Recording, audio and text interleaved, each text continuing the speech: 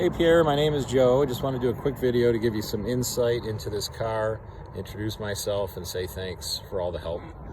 I guess I'll show you some of the other stuff. I have a 124 over here, which I bought last year about this time, April.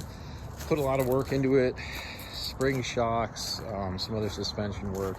Completely redid the AC. It's actually R134A and cold, and everything works right. We even got the cruise control working right on it. I did most of the work myself, probably 2/3 of the work.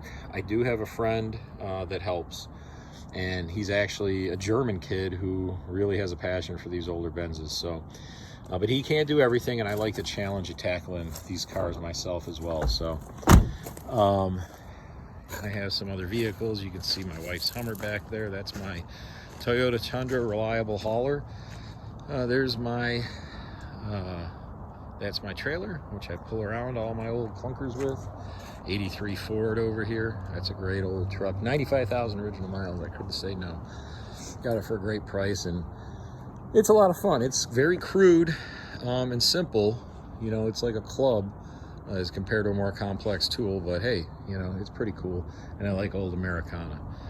Got a stray cat here. I couldn't say no. Picked that thing up at an auction. It's like perfect. It's great. It's such an undervalued car for what it is. I don't have the passion I have as I do for the Mercedes, but you know, Corvette guy. I love them. Big fan of Corvettes. But Mercedes is really the heart of my passion. Oh, I forgot to mention here. Walk out here real quick.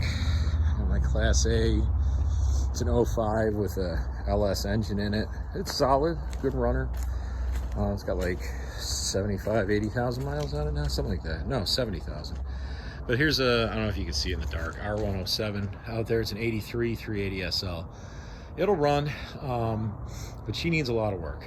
Completely rust-free car. It's a complete car, but it was definitely a neglected car. So I got it for $1,000. I couldn't say no. Who could say no to that? So either it's going to be a great parts car or I'll bring it back to life. I hope the latter. Maybe we'll get to that one, but this guy's a lot closer to being to life. So it's sat in a garage for 13 years in Prescott, Arizona. It has little touches of rust on it, but really not much to speak of. I guess, and I do have the wheel covers, of course. Excuse me if I'm all jumping around and everything, but interior on this car is just great. I mean, they weren't this good in the 90s when I was working on these cars. I worked at a little shop in the early 90s while I was going to college called Martin's Enterprises in Buffalo, New York. And I was just a grease monkey, changing oil, moving parts around, going to the junkyards, grabbing parts and stuff like that. But I loved the cars then. I do now. I've never lost my passion over the years, even though, you know, there's been times where life's gotten in the way. Now I have a little bit extra time, a little bit extra money, and I can, you know, luckily afford to play with these cars again and hopefully bring them back to life. This is a nice car. I think it's an underappreciated car. It is inherently a nice car. Interior, body-wise, under the hood, it'll run good when I put gas directly down the throat. And it, you know, I get it to run for a few seconds at a time, and it actually sounds pretty good. I haven't had the valve cover off yet, but looking down into the oil fill, she looks pretty clean. I don't know if you're going to see it much there, but it's pretty good. You know, like a glance, a cursory glance, it looks okay, and it sounds good. So, I guess let's look at. Oh, so I did test the those idle modules. And I have a power line here, and it is hot when I have the key in the number 2 position, and I don't know if you can see this. There's another one right in front of the carb here, right there, and they both are hot. So they definitely both have 12-volt power coming to them. Just doing a simple light test, okay? This choke is screwed up on this thing. These carbs are without a doubt going to need to be professionally redone. I have already budgeted that in. There's no doubt about it. I would just like to see if we can get the car running, even if poorly, on beat up carburetors just to prove it. Okay, that's just the way I roll, and I'd like to do that. So talking about the distributor system now too. Oh, and by the way, this fuel is just, you know, a simple bypass while I'm testing here. I have a post pump, and that's a new pump that I just installed because why not? And so I have a post filter on it. I could put a pre-filter on, I did before, but whatever. There's the main line, you can see. Anyway, distributor wise, it looks like they didn't like points, so somebody got the you know, just drilled a hole right in there and put this thing in, this contraption. Not crazy about it, but you know, if it works, I'm gonna live with it for now, and then I'm gonna probably, I don't know if I'm gonna have to get a whole new distributor, maybe. If that's what we gotta do, that's what we gotta do. But for right now, I wanna see if we can just get it running again. And again, it'll run, so it's definitely getting spark.